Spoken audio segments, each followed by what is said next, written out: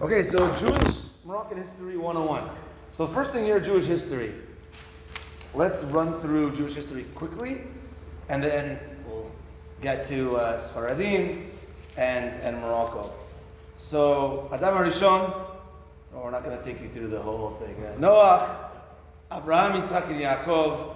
The Jews go down to Egypt for 210 years. They come out of Egypt, they get the Torah, no questions today. No, they're not Jewish yet. They're not Jewish yet, but they're Jewish, the Hebrews, okay. Hebrews. Thank you. Go down to Egypt 210 years, come out of Egypt, and then they receive the Torah 50 days later. They're in the desert for 40 years. Yehoshua ben Nun brings the Jewish nation into Israel. It's about 400 years until the first Bet HaMikdash is built.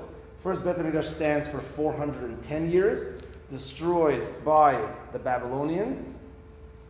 And then 70 years in between, and that is when the story of Purim happens. And then the second Bet HaMikdash is built and stands for 420 years, 10 years longer than the first Bet HaMikdash, and unfortunately is destroyed by the Romans, and that has been almost 2,000 years, this year we set up Tisha B'Av, 1,957 or 58 years since the destruction of the second Bet HaMikdash. So after the first Bet HaMikdash was destroyed, Nebuchadnezzar, a Rasha, Babylonian, dispersed the 10 tribes, 12 tribes, and dispersed the 10 tribes in the world. And it's I'm not an official historian, but it says that Jews already at that time went to Morocco. Morocco, right there. All right? Israel, right here.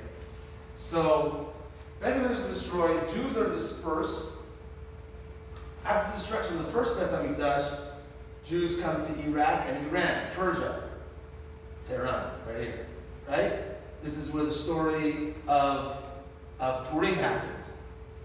Okay.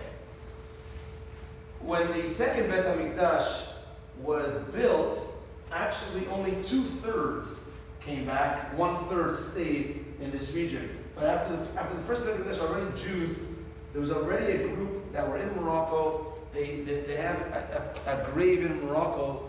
I forget the name, but they say it's one of the sons of Shlomo HaMelech are buried in Morocco. They have a tomb, and the tradition is one of the sons of Shlomo HaMelech.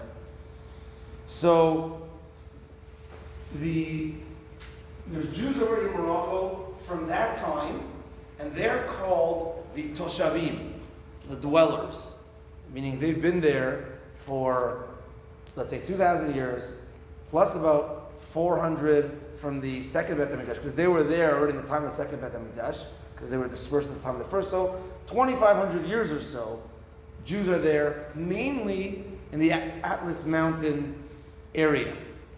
And a second wave of Jews come to Morocco. That's after the Spanish Inquisition. And they are called the Megorashim, the ones that were kicked out of Spain. And then you have these two cultures coming together, but we're going to pause on that, and we're going to get back to that a little bit later. Now, there is Sephardim are hinted to or even mentioned almost straight out in the Tanakh in one place. Actually, our main host today, Mr. Ovadia, Ovadia was a Navi, one of our prophets, and actually in Sefer Ovadia is where the reference to Sephardim are. The Sefer Ovadia talks about when Mashiach is going to come. It's only one chapter. It's the shortest book in the entire Tanakh. It's the book of Ovadia. It's only one chapter. I think it's 22 Pesukim. And in the 20th Pasuk, the Pasuk talks about the exiles coming back to Israel when Mashiach comes. And there it says, I'll read it in Hebrew and I'll translate. V'galut achela ze livnei Yisrael, asher kena'anim ad Tzarfat. V'galut Yerushalayim asher b'Sfarad yarshu et arei HaNegev. So what happens here is talking about is that there's going to be kind of two types of people coming back into Israel. Those that went to Tzarfat, to France, which generally now it's a lot of Moroccans, a lot of Tunisians, Algerians. Now there's probably more Sephardim in France than Ashkenazim. But back in the day, that was mainly the hub for Ashkenazim. France is here. Germany is here. The Rhine River is around here. It was the German-French border that was the main hub of Ashkenazim. And the Pasuk says that the Galut Yerushalayim Asher Misfarad Yarushu Arei Negev, that the Sephardim they're going to come back to the areas of the Negev. So I guess we're going to have to, Dimona, Beersheba, we're going to go Ashdod. We're going to be back there. So this is a reference to two types of Jews coming back to Israel: the French, maybe Hindet Ashkenazim, and Sfaradim, Sfarad. So that's a hint, almost a direct, talking about the two types of Jews, so to speak. Now, as we mentioned, after the destruction of the Beit HaMikdash, so Jews are dispersed. And while the Beit HaMikdash was around, we have the Shvatim, the 12 tribes, and each of those tribes have different customs of the tribes of Asher and Gad, etc. And then really Sephardim Ashkenazim kind of became, when they got to their places, like I mentioned, France, and we're going to talk about Spain, then it was that's where the split happened. Now, just before that time, we have an era called the Geonim. So, really before that, we have, after the destruction of the second Beit HaMikdash, that's when we have Mishnayot, we have Gemara, and the Tanaim, Amoraim, mainly based in Iraq. The Talmud, the Gemara, is called Talmud Bavli. There's also a Talmud Yerushalmi, the Jerusalem Talmud, the Jerusalem Gemara, and that's, of course, in Yerushalayim, in Israel. The main one used is Talmud Bavli in Iraq. So after the destruction of Beit HaMikdash, yes, we mentioned some Jews went to Morocco, but the main bulk of Jewish life was in Iraq, Babel. That changed about 1,000 years ago. About 1,000 years ago, this is the time of the Geonim, the year around 900, 1,100 or so years ago. The Geonim mainly were based in Iraq, and then in history, and we see the history as far as, how do we see Jewish history? Where were the authors? Where were the poets? Where were the books being written? And then you see from about 1,000 years ago that transitions from Iraq to Spain. So what happened? How did it, that's a pretty far distance. Meaning, after the destruction of the first Beit HaMikdash, we said that there's traditions that there's Jews that went all the way to Morocco. But the main hub of Torah and the yeshivot were still here. So there are traditions that Jews that were far away would send their scholars or young to study in Iraq. They would send big questions that no one really had an answer for to Iraq. So this was the main hub, even though there were some Jews that lived in Morocco, Tunisia, and different areas. So what happened that the main hub of Torah and Jewish life switched about 1,000 years ago or so from Iraq to Spain and Ashkenazim in France, Germany. What happened? So the legend, as some contradict the actual story, but the facts, I'll say the facts are true, but the story of how it happened, there's this discussion. And this is the story of the four Geonim. There are four Geonim, means geniuses, great rabbis, originally from Iraq, that they wanted to travel to Greece and to this area to collect money, as it was said. This is from the Sefer HaRa'avad, one of the great Rishonim, it would be Avraham ben David from Spain, who writes that these four great rabbis got on a boat, they got to the Mediterranean from Iraq, and they wanted to collect money for brides in the community of Iraq that couldn't afford weddings. Young couples that couldn't afford to live, they went out for Hachrasat Kala, to collect money. And that boat, with four great rabbis on them, Rabbi Shemariah ben Elchanan, Rav Chushiel, and his son, Rabbeinu Hananel, very famous, printed on every Gemara.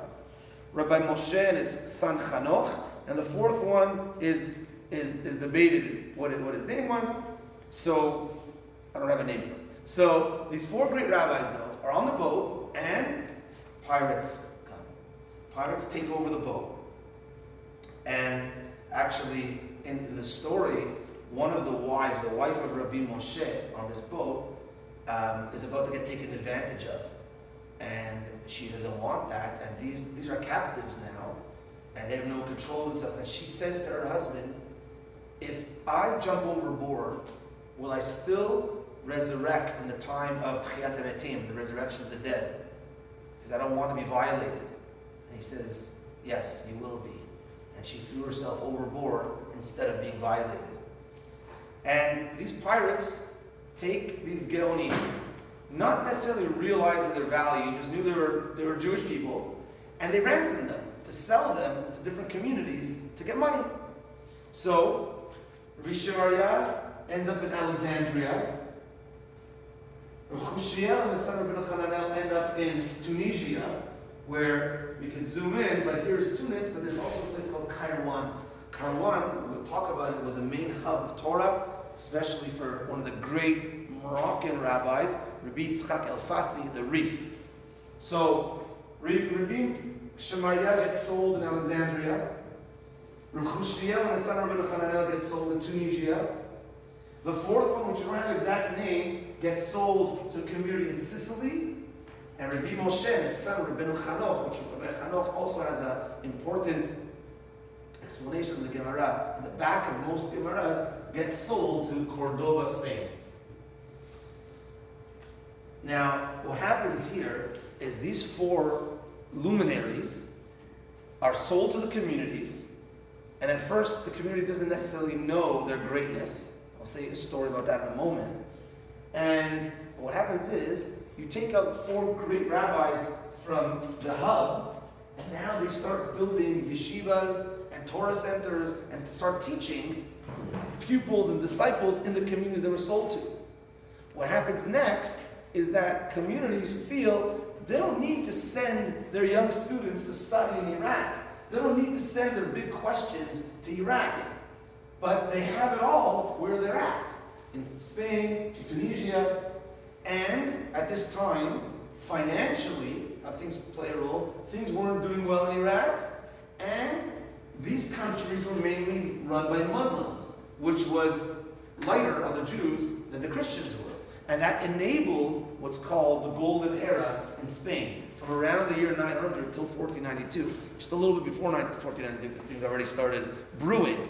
But that was the Golden Era, where the great rabbis were able to basically learn in peace, and so much Torah came from there. The great Rambam, the Ramban, so much during those years, because they felt they already had it all, and they had great Torah scholars, and that's how kind of the Torah basically and the communities kind of left from Iraq to Spain, Tunisia, Alexandria, but the main hub became Spain.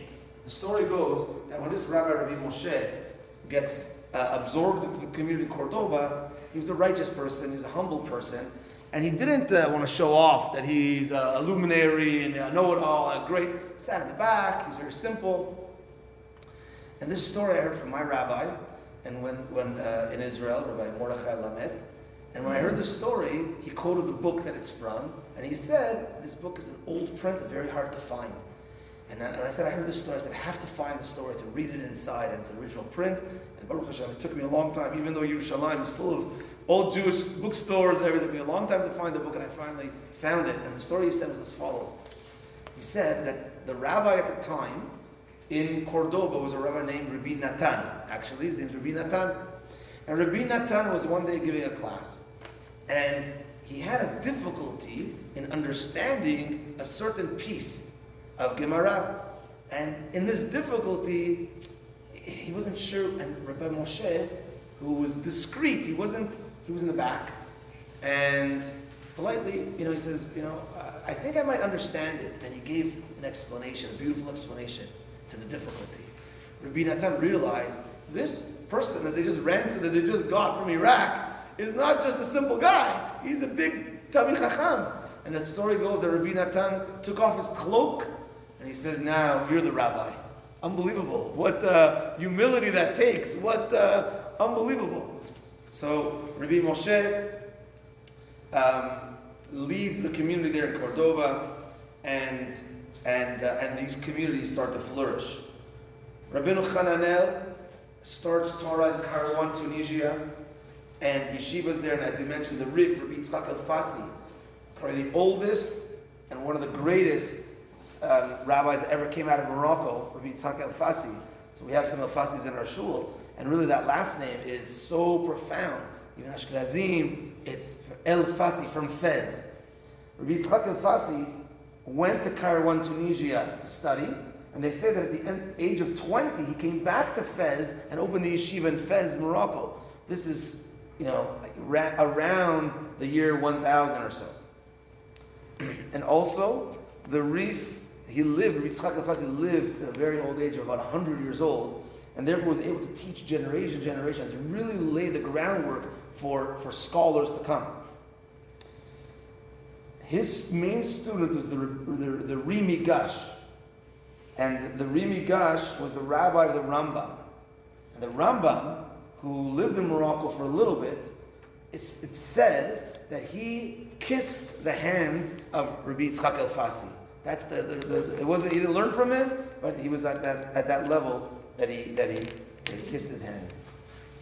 So on our little guide over here, we went through a little Jewish history, starting in Tanakh. We pointed to the story of Ovadia, Sefer Ovadia, the story of the Gaon and the captives, origin of Ashkenazim.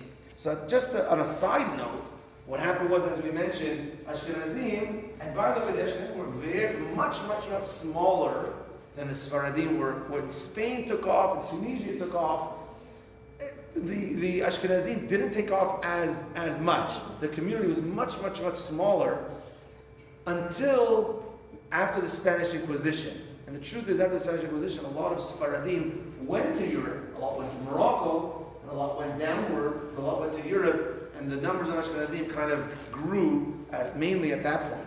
And again, the way we see it is because look at the books. If you look at the books of the great tzaddikim, that's where we get a lot of our Torah from, a lot of our history from. Until 1500, it's mainly Sephardim heavy. 1500 and on, it's mainly Ashkenazim heavy. There's still a lot of Sephardim, rabbis, etc., but that's kind of the teeter-totter, how it works out. And so just a moment on the Ashkenazim, around the year 960, that's when the first great father of Ashkenazic Jewry. So this is the father of Sephardic Jewry. It can be the Rif, Rabbi Yitzchak El-Fassi, as we mentioned, Rabbeinu Hananel, as we mentioned. So Rabbi Moshe, not as known, Rabbi Chushiel, the father of Rabbeinu Hananel. The main known ones are Rabbeinu Hananel and Rabbi Yitzchak El-Fassi. The main father of Ashkenazic Jewry is Rabbeinu Gershom. Rabbeinu Gershom is also printed in the Gemara. He made three very known laws, and the laws that are known, that are still till today, are as follows. Number one is he banned polygamy, only one wife. That was Rabbeinu Gershom, meaning Sephardim, different times, different places had different traditions. Even in Morocco, there's stories, I think even recent, that people had two wives. And that, I think, is mainly from the mountain areas, from the Toshavim, as we spoke about, that came from the destruction of the Beit HaMikdash, that had those practices. Whereas the Megorashim came after the Spanish Inquisition. And they were influenced from Spain, they were influenced from Europe, and they had the traditions, they were very near France, they only had one wife. There were differences there. But other countries like Yemen, and probably even Iraq, and other countries that were very distant from Rabbeinu Gershom up in France, didn't take this on. And they didn't have the rule against polygamy. So the Shulchan Aruch actually writes, the year 1500, you shouldn't have more than 4 wives. But it is traced back to around that time, where Sephardim adopted in their ketubah, in their marriage contract, like an oath that a husband takes that he's not going to marry another wife while he's married.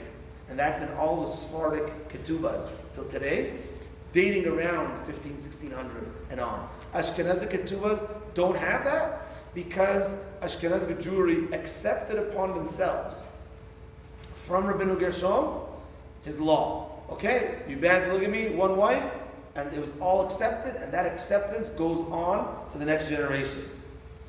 So that's one thing, a ban against polygamy. A second thing, so this is two things, by the way, we are all in favor of the Jewish wife. First thing is because even the Gemara, when if a person has two wives, what are each one called? I mean, what are they called? When you have two wives, each one's called a tzara. A tzara means, in other words, tzara, like a suffering. Because each one is like, I want my husband just for me, I want my husband just for me. In a way, they're called like a suffering. Rabbeinu Gershom's edict gave the woman, no, you only have one husband, one wife, raised her up. A second thing that raised her up was the following. According to the letter of the law of the Torah, if a man wants to divorce his wife, he writes a get, a divorce contract, and here's his wife's stuff, his wife's property, gives it to his wife, or it could be nice, give it to his wife, or put it on her property, and she technically doesn't have to I don't want to get divorced. Sorry. He puts it on her, he puts it in her yard, he can walk away, and he's divorced. Rabbeinu Gershom made an edict, and this is what we do till today, is that she has to accept the get also. So like, I'm dealing with a case now where a guy, he wants to get divorced. Unfortunately, he wants to get divorced. But she doesn't want to accept the get. So you can't force it. According to the Torah, technically, here you go, goodbye Charlie. No. Rabbeinu Gershom, which all of Jewry accepted, no. We have to give extra strength to the wife in a certain way, and she has to actually accept the get. That was the second thing. The third is that, you can imagine the destruction of Beit HaMikdash, and now people are scattered to different areas, and now, especially in France, there's no TV, what was so strong at that time? Religion. And, the Christians, France, Germany, there's a Christian area. They were, Islam, they say the most people that died over time was because of religious wars, and not for any other reason. They were butchering one another. Baruch Hashem, the Jews, that's why we're called the Israel Defense Force, the IDF. We're on defense. You want to attack us? We have the right to defend ourselves. But leave us alone. We don't have a right, we don't have a mandate to go and convert the world to become Jewish. In the other religions, they do that. Therefore, they're by the sword. So, Ashkenazic Jewry, maybe their numbers were also low. There was a lot of pressure. There was a lot of pogroms. And there was a lot of religious coercion. They were trying to get maybe Jews to become like Christians, etc. And it was a little bit of a epidemic where, unfortunately, Jews left and became Christian. Actually, in the laws of Avelut, in the laws of mourning, it's brought down that Rabbeinu Gershom's son, one of his sons himself, left and became a Christian. The great Rabbi Rabbeinu Gershom. Unfortunately, this hit home as well. And they say that he mourned, I think, for 14 days, and it was very, very difficult. But his ruling was about this topic. Let's say a person would leave, unfortunately, he would leave the Jewish religion. Now we know the law is, once you're a Jew, you're born a Jew, you're always a Jew. So he was of the opinion that even if a person left, and now he's banned, how can you leave us? You're banned, and especially back in the day, if he wants to come back and repent, he's welcome to come back. Because things were so strict back then, they would have even said, you're not welcome to come back. You left us, get out of here, we don't want anything to do with you, etc. He said, no. If now the guy sincere wants to come back, Baruch haba, and you're a Jew, you're always a Jew, you can come back. That was his third edict, main edict. Okay. We're in Spain now, the year's 900 till the Spanish Inquisition, and Spain is mainly a Muslim country, and therefore things are a little easier for the Jews. They develop a Ladino. They speak in Spanish mixed with Hebrew, and it's the golden age. You know, when you see poems written, that means that you're so comfortable that you're writing songs, and that's what happened. A lot of our Shabbat songs, Kiyesh Mira Shabbat, is written by Rabbi Abraham ibn Ezra at that time as well. Great scholars wrote these songs because it was mainly a comfortable time. A few blips along the road was in the year 1066 in Granada. There was a massacre of 4,000 Jews, a pogrom. In the year 1263, Christianity now, at that time, late 1200s, early 1300s, and more, they're fighting the Moors, types of Muslims, in Spain, and they're coming from the north. The Christians coming, and that's why Barcelona's here. This was the main hub, eventually, of the king. I think Ferdinand's name was at the time of the Inquisition, and Queen Isabel. That's where they're Ferdinand and Isabel. Their main place was Barcelona. So the Christians came down. The last hub of Muslims was all the way to the bottom. That's how they kind of got rid of them. So over time, things were getting more difficult. In the year 1263, there's a famous debate between the Ramban, Rabbi Moshe Bar Nachman in Spain, against a apostate Jew, a Jew that left the religion, unfortunately, became a Christian and debated for Christianity against the Ramban. His name became Pablo Cristiani. They wanted to have this debate in order to show the Jews once and for all, we're the ones, we're the chosen ones, we're the real ones. The Ramban said, okay, I'll do the debate, but on condition that I'm allowed to speak freely. And if I don't speak freely, and then you can't do anything to me. Because back then, you didn't speak freely, you spoke against Christianity, they'll kill you very easily. So he was granted that he was allowed to speak freely. And they debated, 3-day debate. Main points of the debate was, did the Mashiach come already or not? Is the Mashiach divine or human? And the main thing, what's true, Judaism or Christianity? And by all accounts, the Ramban won the debate. And he was awarded by the king, said they agreed, they're not going to do anything to him. But word spread that this guy, Pablo Christianity, lost the debate. And it caused a lot of pogroms for the Jews. Things got worse from there on. The Ramban himself left to Israel. I always, Baruch Hashem, when I go to Israel, I try to go to the graves of great tzaddikim. I always was wondering, where's the Ramban buried?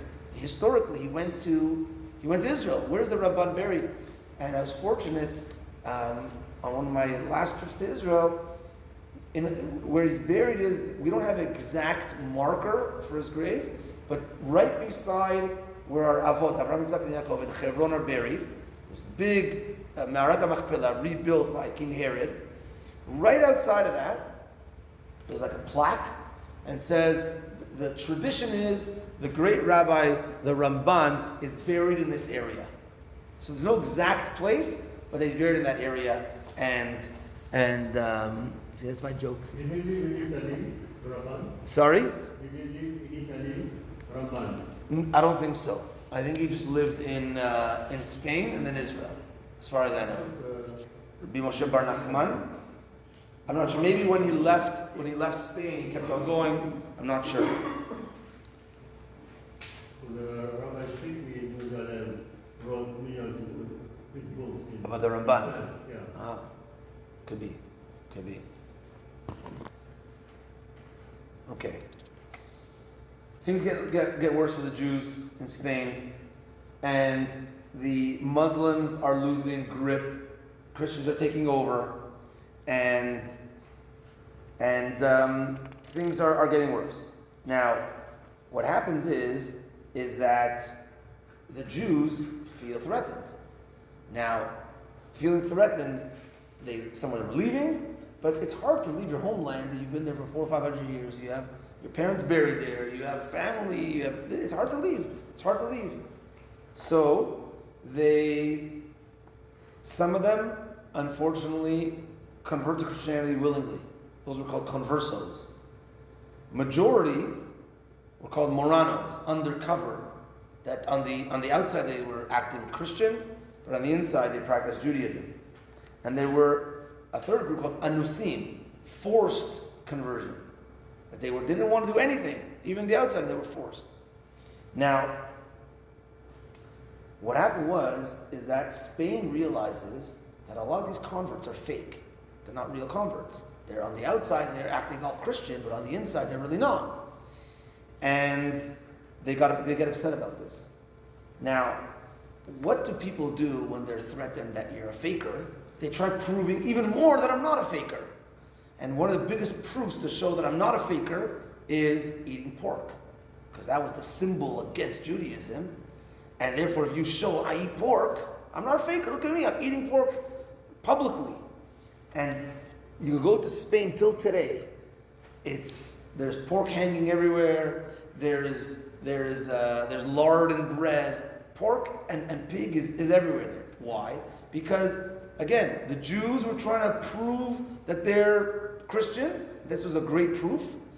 And the Christians were trying to show that I'm like super Christian. I'm not helping these Jews, and I'm also a pork eater. And therefore, that was the symbol, and it became rampant in Spain. Until today, it's rampant.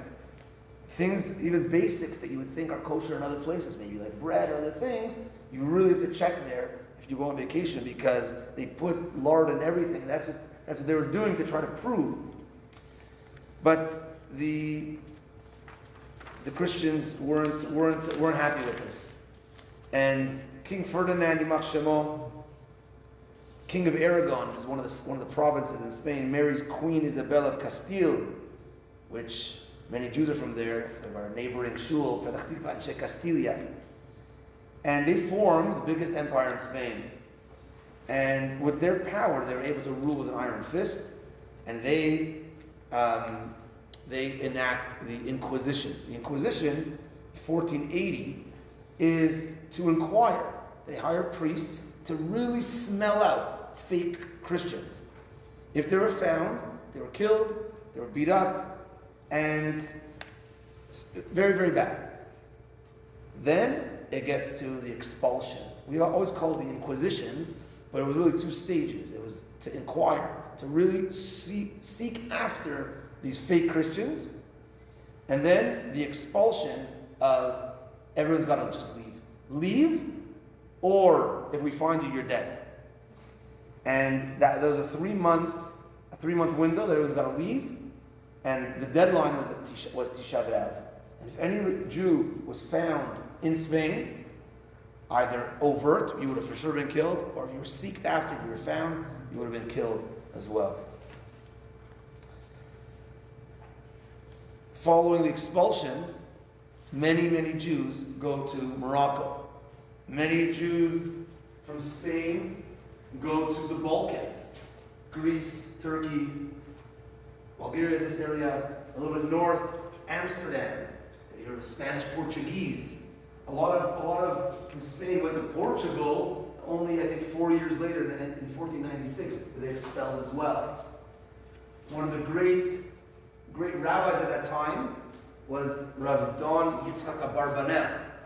The Abarbanel, an unbelievably smart Torah scholar, and he was the treasury, leading the treasury in Spain. And it was said that he almost, with how much money he had, almost paid King Ferdinand. He offered him an offer to end the Inquisition and to end the whole thing. And King Ferdinand balked at it. He was going to take it. And there was a priest over there, and he said, "How can you dare listen to this Jew, etc." And he didn't listen, but he was very close to getting rid of the Inquisition through his power. And they didn't kill him, but he went to Portugal. And then there he was expelled, and he went to Italy and wrote great discourses on Torah and was known for trying to do his best. He was in the political world very, very, very high level in Spain and Portugal. So Jews go to Amsterdam, the Balkans, Greece and Turkey. Greece became a massive hub of Torah. Yosef Karo and his family that also left Spain ended up in Greece for many years and then eventually Sfat. We have a Turkish person in our community, Nisi, and his parents and grandparents all speak Ladino. And even though Turkey is not a country, not a Spanish-speaking country, but they speak Ladino from 500 years ago still, from their ancestors that came from Spain. And of course, many Jews come to Morocco and to North Africa. The main hub is Morocco. Yeah. The oldest synagogue in Canada is the Spanish and Portuguese synagogue. In Montreal? Wow. But when's that from? 1700s? 1868. Wow. They 1768. mostly came from England and Amsterdam. England and Amsterdam. Yeah, the Spanish Portuguese in England also. That's right. But that was a smaller than Amsterdam. Amsterdam's a big, Right. or was Still a there. very big. It's still there. Yeah. It's the only building in Amsterdam without electricity. So they say. Oh wow. Yeah. We jump to Morocco, and now what happens is in Morocco, post the Inquisition. First of all, there's a great rabbi, Avraham ben Shlomo. It was like a historian, and he writes. He was living at the time of the Inquisition and he went to Morocco and he writes horrible things about King Ferdinand and beautiful, amazing blessings to the King of Morocco for accepting the Jews and welcoming them. So it was already from that time unbelievable thing. What happens in Morocco is there's a little bit of a clash. You have Jews living there from the time of the destruction of Beit HaMikdash. They have customs. They have things they've been doing for not 2,000 years, right? 1,500 years. And now you have these European Sephardic Jews that come into Morocco, all new guys, maybe they came with some money, and there's a clash. Some of the clash was the Jews from the mountains, the Toshavim, they would pray barefoot. The Jews coming from Spain, they wore shoes. And different customs was with shechita. And each one didn't accept the other kosher meat from the other one. There was two separate types of synagogues for them. And it only with time did they eventually meld into one group. But it took time because each one's coming. One came with different types of clothing, etc. And things were different until over time they eventually came to one. See if there's another difference I wrote down here. Okay.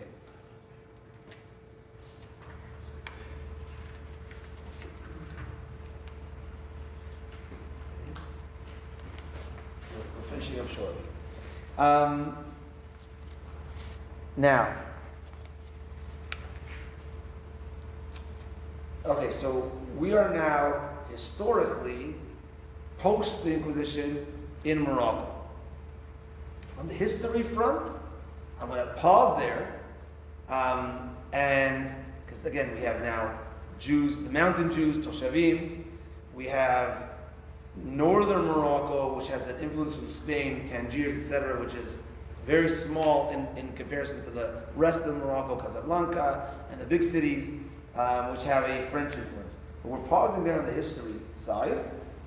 And I want to just focus on the three pillars of halakha. So Spain, the hub of Torah, we did origin of Ashkenazim, Spain, hub of Torah, Spanish Inquisition, Morocco after the Inquisition I just spoke about, and now to end, the Rambam, the Rif, and the Rosh. So the Rambam, the Rif, and the Rosh. Sounds like it's No, these are the three pillars of halakha. The three pillars of halakha. The only other picture I have here, because there's no internet here, is the Rambam. Born in 1138, passed away 1204. That is a depiction of the Rambam. Maimonides is the Rambam. Okay, we'll leave that there. Something good for that. Moses ben Maimon, commonly known as Maimonides, also referred in Hebrew as the acronym Rambam. So Cordoba, Spain, passed away in Fustat, Egypt. Fustat is another name for Cairo, and buried in Tiberia, Israel. But he did live for a few years when there was pogroms where in Spain he went down to Morocco and then left from Morocco to Egypt. Now, the Rambam is nicknamed Mimoshe ad Moshe lo kam ke Moshe. From Moshe till Moshe, there was no one like Moshe. From Moshe Rabbeinu till Moshe, the Rambam, Mimoshe bar Maimon. From Moshe Rabbeinu till the Rambam is about 2,800 years or so. And he said there's no one like them. One of the main things that the Rambam is known for is codifying the Torah, codifying the law of the Torah in every single aspect of Torah. For instance, the Shulchan Aruch, which is our main cornerstone base of Jewish halakha, only discusses topics that are relevant. He wrote it in the 1500s, that are relevant for that time. So he does not speak about the laws of the Bet HaMikdash. He doesn't speak about the laws of sacrifices. Korbanot, they didn't have a Bet HaMikdash. And he didn't write for, God willing, when Mashiach comes. He wrote for the times. The Rambam, on the other hand, wrote about halachic. He wrote to define halakha about every single topic. Unbelievable. And the story goes, that the great rabbi, the Chida, writes a story that the Rambam wrote his magnum opus, the Mishneh Torah. He wrote it. It took him 10 years, basically uninterrupted, living in a roof, and his wife would just take care of him and give him food, doing what he had to do. And it took about 10 years to write the Mishneh Torah. The story goes, the Chida writes, that on the night that he completed his book of codifying Jewish law, he has a dream. And in that dream, he sees his father, Rabbi Maimon, who's buried in Tiberia near the Rambam, right there. And he sees his father in the dream with a rabbi with a long beard. And the Rambam says to his father, Abba, who's that great rabbi? He says, I brought you Moshe Rabbeinu. And Moshe Rabbeinu wants to tell you, and the words there is Yasher Kochacha, Chazaku Baruch, for your accomplishment. Unbelievable. That is the Rambam. The Rosh. The Rosh is an acronym for Rabbeinu Asher. Rabbeinu Asher actually originated in Germany, but because of pogroms, went down to Spain, and the chief rabbi at the time, we're talking in year 1300, was the Rashba. The Rashba was the chief rabbi of all of Spain, lived in Barcelona, chief rabbi for 50 years, realizes this great rabbi, Rabbeinu Asher, from originally Ashkenazi, is so great, I want him to be next in line as the chief rabbi. And that's what he does. So the successor of the Rashba in the year 1300 or so is Rabbeinu Asher, the Rosh. So that's why there's some Moroccan rulings that kind of slant Ashkenazi, because they say that we stem from the Rosh. One of those examples is that we don't eat rice on Pesach. All other Sephardic communities do eat rice on Pesach. Moroccans don't. That's just one example. Another example is, I don't want to delve too deeply into it, but how to check the lungs of an animal after it's slaughtered. So there's, according to general Sephardic custom, is that if there's mucus stuck on the lung, then how do you look at it? Do you look at it like it's blocking a hole, and a hole in the lung makes it not kosher? Or do I look at it like, no, there's no hole here because there's mucus there. It's just, so other Sephardics are actually more stringent and say, well, if there's mucus blocking the hole, maybe there's a hole there, and they invalidate it. Whereas Ashkenazim and Moroccans would say at the end of the day, it's smooth, there's no hole here. Yeah, mucus is maybe blocking a hole, but there's no hole, and therefore it's still kosher. So that's one, another difference there. So the Rosh, his rabbi was the famous Maharam from Rothenburg, where there's an entire story there that he got taken for ransom, and a whole long story about that. He had to, again, the Rosh had to flee because of pogroms, went down to Spain. He is one of the three pillars of halakha. And the third pillar, and I'll end with that story of Maharam Rothenburg. It has a very, very nice point, and I'll end with that story. So, the third pillar, as we spoke, was Rabbi Yitzchak El-Fasi. We're talking about the Rif, who passed away in around the year 1113, and lived most of his life in Morocco, and as we mentioned, lived a long life, and therefore was able to teach generations. And what the Shulchan Aruch, Rabbi Yosef Karo, did was, in the 1500s, was he saw that there was groups of Jews that were following the Rambam, there were groups of Jews following the Rosh, and groups of Jews following the Rif. And he wanted everyone to be kind of united. So what he did was, he took the teachings of all three, and when it came to a certain matter, he said, what do these three great rabbis rule on this matter? And he took, in general, 2 out of 3. If 2 out of 3 rule this way, that's going to be the ruling. 2 out of 3 rule this way, that's going to be the ruling. But he did put a strong emphasis on the Rambam more than the other 2. So sometimes if the Rambam was the one and the other 2 are the 2, there are times where he goes with the Rambam. That's how great the Rambam was. But it was these 3 luminaries that we based all of Sephardim and Ashkenazim are based off of halacha from the great Rambam, Spain, a little bit of Morocco, Egypt, the Rif, a little bit Tunisia, mainly Morocco, and the Rosh, Rabbeinu Asher, started in Germany, France, and came down to Spain. I'll end with a story, then of course, questions if you like. An interesting story from the rabbi of the Rosh, the Maharam of Rothenburg, city in Germany. Maharam in Rothenburg. Maharam in Rothenburg was his chief rabbi of that area. And unfortunately, because of many pogroms, they were stealing Jews, ransoming them for money, and then they'd free them and they'd get all this money. Now what happened was, it was a continuous cycle. They'd ransom another Jew, get money for it, and then release him, and then next time they'd kidnap another Jew and then ransom. So the Maharam Rothenburg said, no more paying for the ransoms, because it's going to be a continuous cycle. And then they're going to just take all of our money, and it just can't, we have to show them we're not paying for ransoms anymore. Even if they ransom me, he writes, the rabbi of the community, don't pay for my ransom. Even if I die in captivity, don't pay for my body.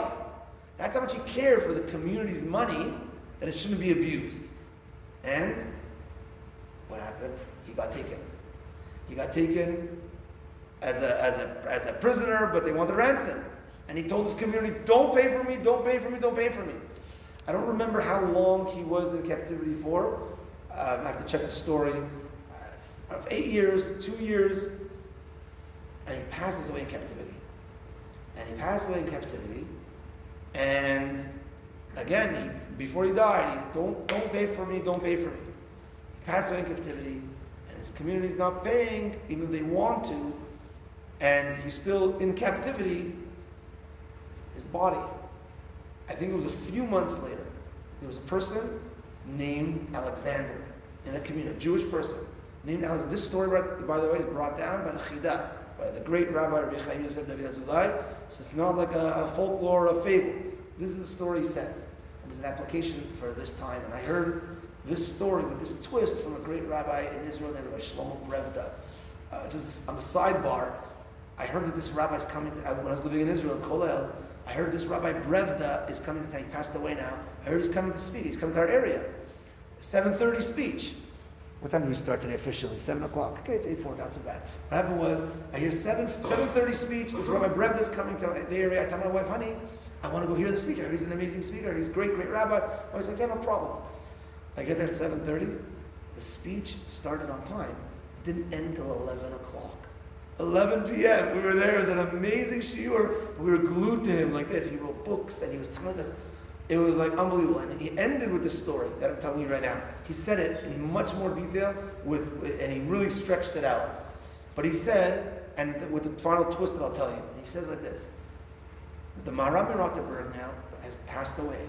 He's still in captivity for a few months now. And then there was a Jew in that community named Alexander, a wealthy Jew.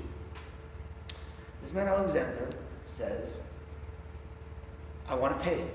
This enough is enough. I want to pay and bring the rabbi to his final, to burial, proper Jewish burial, and he pays and he uses half of his wealth to pay for the rabbi to come out of captivity, and they buried the rabbi and they did a proper funeral for the rabbi.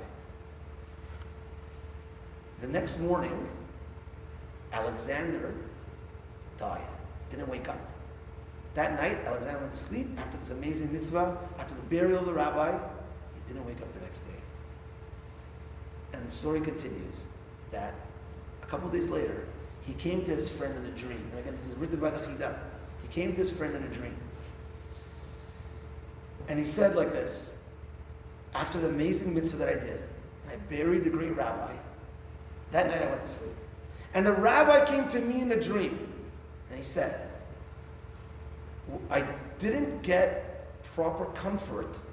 My soul didn't get comfort until I'm properly buried. And I wasn't properly buried till now, till you buried me. And therefore you gave me proper comfort. And now I'm in a very high place in Olam Haba, in heaven. And I want to reward you for doing this great act, using half of your wealth to bring me to final proper burial. I want to reward you. And therefore I'm giving you two options. Option number one is you're going to be wealthy for the end of time. All of your generations are going to be very, very wealthy till the end of time. Or you pass away right now and you will be beside me in heaven on this very, very high spot. And he said, I took the option of passing away and being in that very, very, very high spot beside the rabbi. Unbelievable. And Rabbi Brevda, this rabbi that I heard the story from, and I eventually read it inside from the Chidah. He said, and it was actually during this time before Rosh Hashanah, and he said, sometimes a person could do an action, a massive action, a one-time action, and it could bring you to a very, very, very high spot. Meaning, regular actions, regular life, you might get to that level of heaven. But sometimes you could do something that's so big and it's so lofty that it could zoom you to a very, very, very high spot. And we should try to aim to not live regular lives, but to live extraordinary lives, to reach for very, very high levels. And Hashem will grant us very, very high places in heaven. But until we get there, very, very high, strong, long life, health, happiness, and parnasah, nachat from our children, as long as we're here on this world for 120 years. Thank you again for listening. Chazaku Baruch, Mr. Amalem, Mr. Obadia, and many, many great events to come. Thank you. Any questions? Wow, I spoke for a long time. Sorry. Maimonides, Rama was also, he's famous in the secular world. Medical world. As a physician. And he was, when he lived, people were very spooked out by illness, as spirits and ghosts and this and that.